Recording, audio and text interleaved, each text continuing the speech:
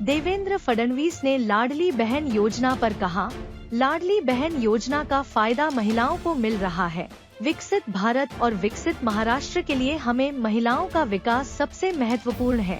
विरोधी कोर्ट में जाकर न्यायालय के सामने लाडली बहन योजना को बंद करने का कोशिश कर रहे हैं। लाडली बहन योजना के खिलाफ राजनीति कर रहे हैं। चुनाव जीतने के बाद हम लाडली बहन योजना बंद करेंगे, इस प्रकार की गंदी राजनीति कर रहे हैं।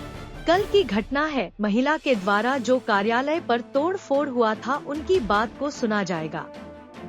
महिलाओं के लिए मेरे कार्यालय का दरवाजा हमेशा खुला है। उनकी बात, उनके समस्याओं पर ध्यान दिया जाएगा।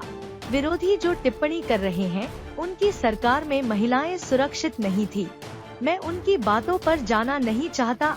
लाडकी बहीण योजना किंवा महिला सक्षमीकरणासाठी राज्य सरकार ज्या योजना राबवत आहे, तुम्ही आता राज्यात दौरे करतायत, महिलांच्या चेहऱ्यावरचा आनंद बघून काय समाधान मिळतंय? प्रचंड समाधान आहे। बघा, शेवटी आईचं प्रेम, बहिणीचं प्रेम, मुलीचं प्रेम यापेक्षा मोठी संपत्ती आपल्याला जीवनामध्ये काही मिळू शकत नाही। आणि ज्यावेळी मुख्यमंत्री माझी लाडकी बहीण योजनेचा प्रतिसाद आमच्या बहिणी आम्हाला देतात, त्यावेळेस खूप मनापासून आनंद वाटतो।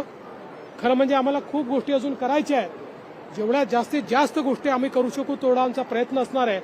कारण विकसित भारताकरता आणि विकसित महाराष्ट्राकरता आपल्याला आमच्या महिलांचा विकास हा सर्वात महत्त्वाचा आहे।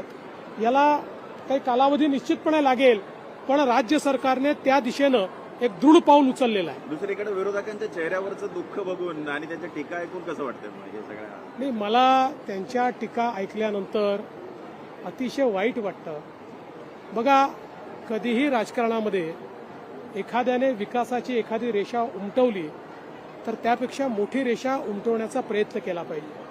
दुसऱ्याची रेषा पुसण्याचा प्रयत्न हा एक प्रकारे जनतेशी द्रोह आहे। त्यामुळे माझी विनंती आहे, रोज न्यायालयात जा, ही योजना कशी थांबवता येईल याचे प्रयत्न करा, आम्ही निवडून आलो तर योजना थांबवून टाकू असं म्हणणं, या सगळ्या गोष्टी त्यांनी बंद केल्या। एका महिलेने आज तुमच्या कार्यालयावरती हल्ला केला, कुठेतरी तोडफोड केली, काय त्यामागे? मी माहिती घेतली, आजची घटना नाही आहे, ही कालची घटना आहे। त्या महिलेचं काय म्हणणं होतं, तिने कशा करता ते केलं, हे निश्चितपणे आम्ही समजून घेऊ। एखाद्या उद्विग्नतेनं तिने ते केलं का, काही तिची व्यथा आहे का, हे निश्चितपणे आम्ही समजून घेऊ। ती व्यथा दूर करण्याचा प्रयत्न करू। लाडक्या बहिणीचा राग अनावर झाला अशी टीका विरोधक करतायत। विरोधक जे आहेत ना, इतके निराश आहेत, हताश आहेत, त्यांच्याकडे मुद्दे देखील उरलेले नाहीत। त्याच्यामुळे आता खरं म्हणजे मला जर टीका करायची असेल तर अनेक गोष्टी मी सांगू शकतो की त्यांच्या काळामध्ये किंवा त्यांच्यासोबत काय काय झालेलं आहे, पण कोणी खालच्या स्तरावर उतरलं म्हणून माझ्यासारखीने थोडी उतरायचं असतं। में कल एक महिला आ गई थी गृहमंत्री के कार्यालय पर तोड़फोड़ की, क्या पूरा मामला क्या? कल शाम को मंत्रालय में इस महिला के द्वारा कुछ कुंडियों की तोड़फोड़ करने का एक इंसिडेंट हुआ था। उस इंसिडेंट के मामले में इस महिला की आइडेंटिटी जो है वो क्लियर हो चुकी है। यह महिला मेंटली डिस्टर्ब है और इस महिला पे मुंबई पुलिस ने इससे पहले एक गुना दाखिल किया गया है। इस ऑफेंस में माननीय कोर्ट के सामने भी एक रिपोर्ट दिया गया था, जिसमें ये महिला मेंटली डिस्टर्ब है और इसकी वजह से उसको खुद को और बाकी लोगों के सेफ्टी को भी खतरा है, ऐसा रिपोर्ट में दिया गया था।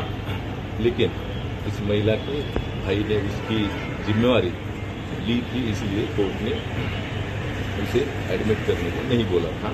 तो अभी तक इस जांच में ये सब फैक्ट्स जो है वो सामने है। सर, महिला पर मामला हम दर्ज कर रहे हैं, इसके पहले भी कौन सा मामला था, किस तरह का मामला था? ये सब जो मामला है वो मुंबई पुलिस में दर्ज था। हाँ। और इस सिलसिले में ये सब बातें सामने आई, इसकी आइडेंटिटी हम डिटेल नहीं कर सकते। सर, मंत्रालय तक वो कैसे पहुंच गए, क्या कुछ